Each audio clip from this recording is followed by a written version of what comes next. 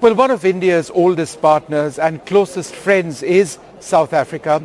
And this is a very special G20 for several African nations, not least of all South Africa, with the formal inclusion of the African Union as part of the G20. Joining us now to talk a little bit about that, Vincent Magwenya. He is the spokesperson of the President of South Africa.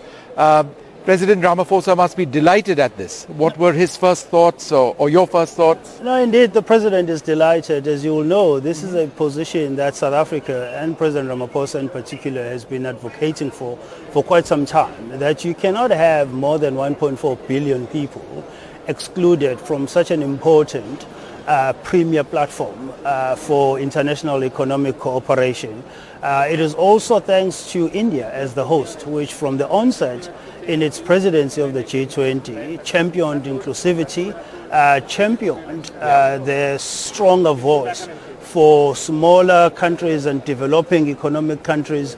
And so thanks go largely to India. But we are certainly delighted and we see this as a very meaningful step going forward in terms of the various challenges that the world has to tackle with respect to climate change, with respect to security, that now Africa is going to be included in the deliberations of the G20 going forward. Yeah.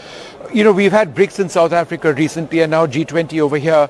Has there been this constant process of communication between India and South Africa on this very big goal of getting the African Union into the G20? It's been a bit of a process, hasn't it? Indeed. The two leaders, Prime Minister Modi and President Ramaphosa, have had several calls in the build-up to the BRICS summit, discussing the shape and format of the summit in light of the dynamics that we had to manage with respect to the President of Russia, but also discussing India's overall theme for the G20, what India sought to achieve with the summit, as well as the inclusion of the AU. So there has been that constant communication and full cooperation between the two countries. Mr. Magwenya, tell us a little bit about what inclusion means, because to me inclusion is a word that comes with so many aspects. There's the entire issue of women's inclusion and empowerment, which is a core theme in South Africa as it is in our country. There's financial inclusion as well. So when we're talking about inclusion of the African Union, how would the African Union want a bigger say and a bigger stake?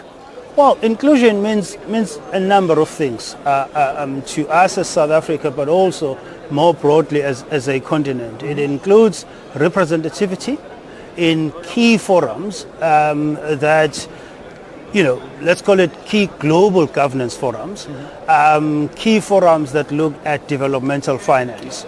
It includes the reform of multilateral institutions, may it be the United Nations Security Council, the international development finance institutions.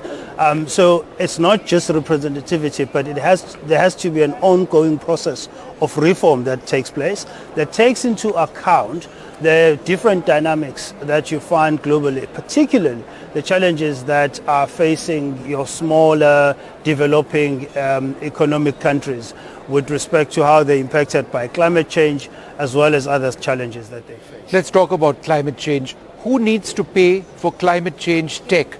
It's expensive, but the solutions are available, and it's been a constant financing concern.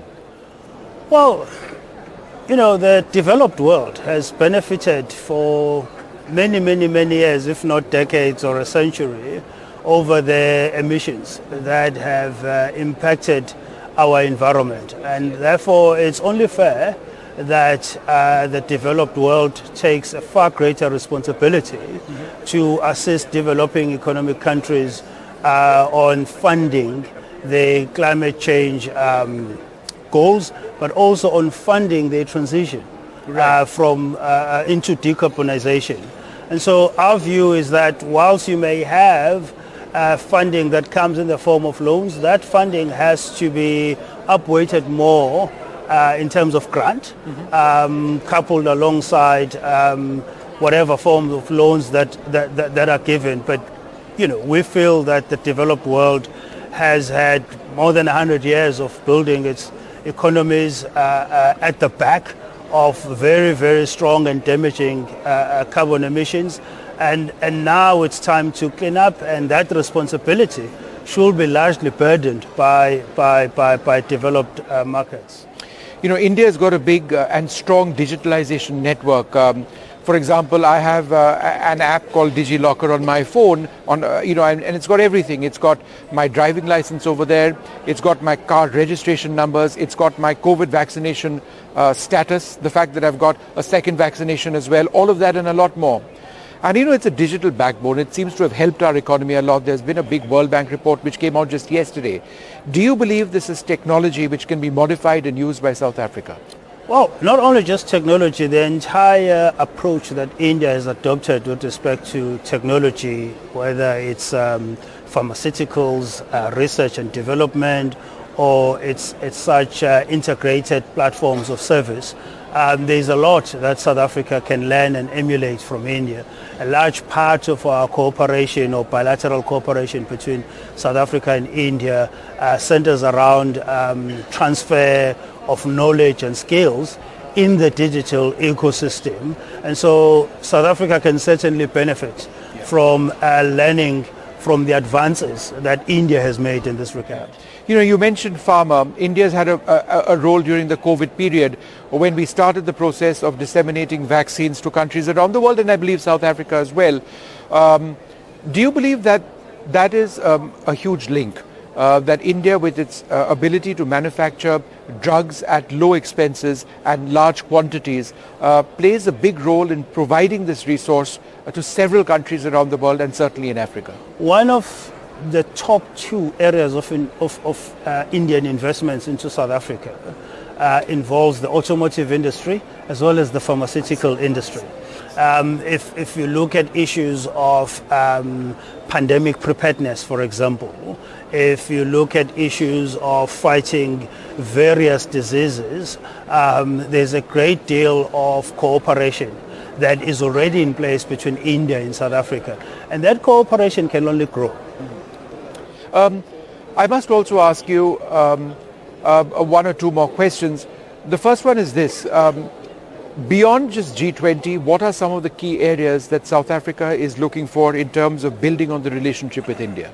Well, we are looking at consolidating the position of the Global South, consolidating the Global South as an increasingly influential bloc that has space to express itself in various multilateral forums.